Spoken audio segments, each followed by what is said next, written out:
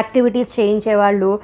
తర్వాత ఎలా ఉయ్యాల్లో ఎలా పడుకోబెట్టాలి, తర్వాత ఎలా జోలపాడాలి, అలాగే యాక్టివిటీస్ అంటే క్విల్లింగు, నిట్టింగు ఇలాంటి కొన్ని యాక్టివిటీస్ చేయడం ఇలాంటివి కూడా ఉన్నాయి. పేరెంటల్ యోగా ఆన్లైన్లో కూడా నేర్పుతున్నారు.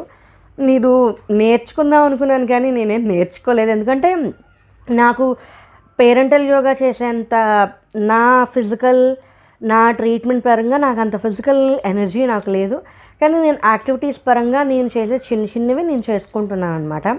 పైగా ఆన్లైన్లో నేర్చుకోవడం, బయటికి వెళ్ళి నేర్చుకోవడం దాని గురించి కూడా కొంచెం వెళ్ళడం ఎందుకులే అని చెప్పి నేను ఆగిపోయా. కానీ ఆ పేరెంటల్ యోగావి నాకు తెలిసి నేనైతే కరోనా తర్వాతే తెలుసుకున్నాను. అంతక్రితం నాకు తెలియదు. బాగా ఎక్కువ ప్రాచుర్యం పొందాయి. ఆ పేరెంటల్ యోగా కాకపోయినా అసలు మనం ప్రెగ్నెన్సీలో ఉన్నప్పుడు ఫిజికల్ యాక్టివిటీ ఏమేమి చేసుకోవచ్చు.